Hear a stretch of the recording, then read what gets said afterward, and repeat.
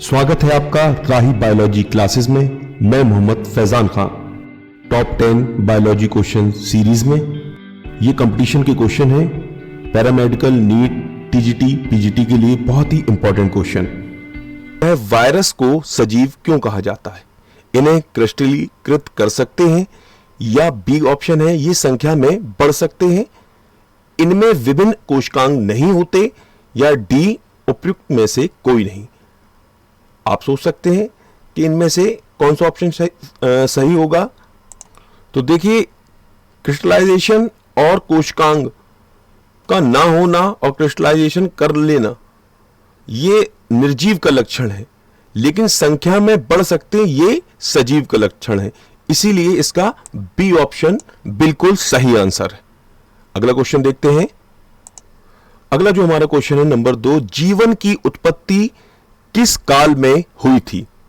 Palaeozoic, Cenozoic, Mesozoic, या option number D pre Cambrian. पहला option A है Palaeozoic, B option है Cenozoic और सी मीसोजोइक, और क्वेश्चन ऑप्शन नंबर डी है प्री कैम्ब्रियन। तो इसका राइट आंसर जो है वह है option number D pre Cambrian. आगे बढ़ते हैं। तो क्वेश्चन नंबर 3 है हमारा, निम्नलिखित में से एक कोशावाद का अपवाद क्या है? एक कोशिकावाद में से अपवाद किसे मान लिया जाए? वायरस को, प्रोटोजोआ को, बैक्टीरिया को, या प्रोटिस्टा को? देखिए, इसमें जो आंसर है वो आंसर नंबर बी बिल्कुल सही है, क्योंकि यही प्रोटोजोआ को ही कोशावाद का अपवाद माना जाता है। जो कोशिकावाद सिद्धांत है उसमें यह फिट नहीं बैठता, इसीलिए इसको कोशावाद का अपवाद माना जाता है। चलिए आगे बढ़ते हैं। अगला जो क्वेश्चन है वह है वायरस रोग है, यानी कि इनमें से वायरस से फैलने वाला कौन सा रोग है? वायरस रोग है, तो इसका राइट आंसर है इन्फ्लुएंजा। अगला क्वेश्चन देखते हैं। अगला क्वेश्चन है, वायरस होते हैं एक कोशिकीय, अकोशिकीय, बहुकोशिकीय, या स्वतंत्र जीन? इंडिपेंडेंट जीन के होते हैं, या मल्टी सेलुलर हैं, ए सेलुलर हैं, यूनिसेलुलर हैं? देखिए,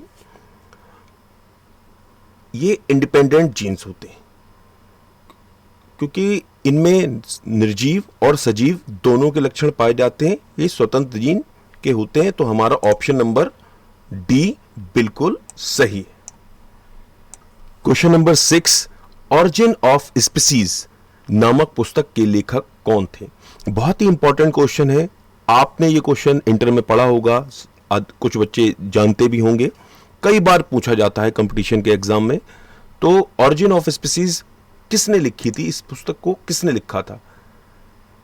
इसका राइट आंसर है, आपने सोच लिया होगा, ओपेरिन, मेंडल, डार्विन और लेमार्क। ये पुस्तक लिखी थी डार्विन ने। ऑरिजिन ऑफ स्पीसीज पुस्तक का जो लेखन किया था वो डार्विन ने किया था।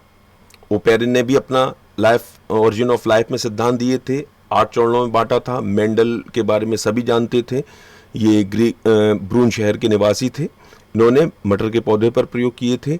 डार्विन और लेमार्क के बारे में आपने बहुत ज़्यादा अच्छे से अध्ययन करा होगा, इंटर में बहुत इनसे रिलेटेड क्वेश्चन पूछे जाते हैं। तो इसका ऑप्शन नंबर सी बिल्कुल सही है, डार्विन ने ही पुस्तक ऑरिजिन ऑफ स्पीसीज लिखी थी। अगला क्वेश्चन है हमारा 7वां क्वेश्चन, ऑरिजिन ऑफ लाइफ की दिशा में सर्वप्रथम किन कार्बनिक पदार्थों का निर्माण हुआ? सबसे पहले कौन से कार्बनिक पदार्थ बने? ऑप्शन नंबर ए न्यूक्लिक अम्ल तथा अमीनो अम्ल, ऑप्शन नंबर बी प्रोटीन तथा न्यूक्लिक अम्ल, ऑप्शन नंबर सी यूरिया तथा न्यूक्लिक अम्ल, और ऑप्शन नंबर डी यूरिया तथा अमीनो अम्ल। ओपेरिन के सिद्धांत में आपने पढ़ा होगा, चौथे और 5वें चरण में उन्होंने बताया था कि कार्बनिक पदार्थों का जब निर्माण हुआ तो उसमें न्यूक्लिक अम्ल तथा अमीनो अम्ल बने थे। तो इसका ऑप्शन नंबर ए बिल्कुल सही है, राइट आंसर है ऑप्शन नंबर ए। आगे बढ़ते हैं। अगला क्वेश्चन है, स्टैनली मिलर ने जीवन की उत्पत्ति से संबंधित सरल अमीनो अम्लों का संश्लेषण किनसे किया? ये आपने 10th क्लास और इंटर में भी पढ़ा होगा। बहुत ही सिंपल क्वेश्चन है, बहुत पूछा जाता है। ऑप्शन नंबर ए अमोनिया, कार्बन मोनोऑक्साइड, मीथेन और जल। ऑप्शन नंबर बी में भी अमोनिया, मीथेन, जल और अमीनो अम्ल।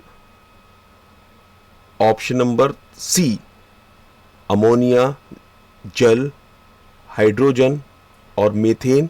और ऑप्शन नंबर डी है हाइड्रोजन, अमोनिया, मीथेन एवं जल वाष्प। तो इसका ऑप्शन नंबर आप देख लीजिए, अच्छे से ऑप्शन को देख लीजिए, समझ लीजिए। इसका ऑप्शन नंबर डी बिल्कुल सही आंसर है। इसका ऑप्शन नंबर डी बिल्कुल सही आंसर है।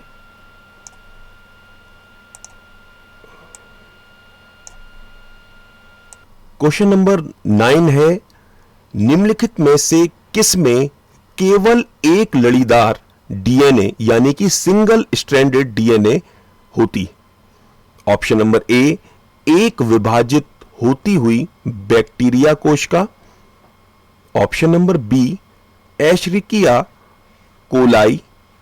ऑप्शन नंबर सी OX175 और option number D tobacco mosaic virus. देखिए, इसमें से ऑप्शन नंबर सी बिल्कुल सही है। आपको पता है OX175 में ही सिंगल स्ट्रैंडेड डीएनए होता है। ये आप नोट कर लीजिएगा, आप नोट्स भी बना लें, इनको कुछ अच्छे क्वेश्चन हैं, इनको आप नोट कर लीजिएगा, आगे बहुत ही काम आएंगे आपके। चलिए आगे बढ़ते हैं। अगला क्वेश्चन है, ऑरिजिन ऑफ लाइफ के समय, जीवन की उत्पत्ति के समय वायुमंडल में स्वतंत्र अवस्था में क्या नहीं था? अमोनिया, ऑक्सीजन, नाइट्रोजन और हाइड्रोजन। देखिए, हमें पता है कि इसमें अमोनिया भी उपलब्ध हो गई थी और नाइट्रोजन भी बनने लगी थी। हाइड्रोजन के अणु तो पहले से ही थे, जब सिंपल मॉलिक्यूल्स थे। पहले चरण में जब आपने ऑरिजिन ऑफ लाइफ का ओपेरिन सिद्धांत पढ़ा है, उसमें सिर्फ ऑप्शन नंबर बी ऑक्सीजन स्वतंत्र अवस्था में नहीं थी। तो हमारा ऑप्शन नंबर बी सही हो जाएगा। ऑप्शन नंबर बी हमारा राइट आंसर होगा। सब्सक्राइब कीजिए हमारे चैनल राही बायोलॉजी क्लासेस को और बेल आइकन जरूर दबाएं ताकि आपको हमारे नए वीडियो की नोटिफिकेशन मिलती जाए। कमेंट सेक्शन में जरूर लिखिए कि आपके क्वेश्चन में से कितने क्वेश्चन सही निकले। वीडियो देखने के लिए बहुत बहुत शुक्रिया।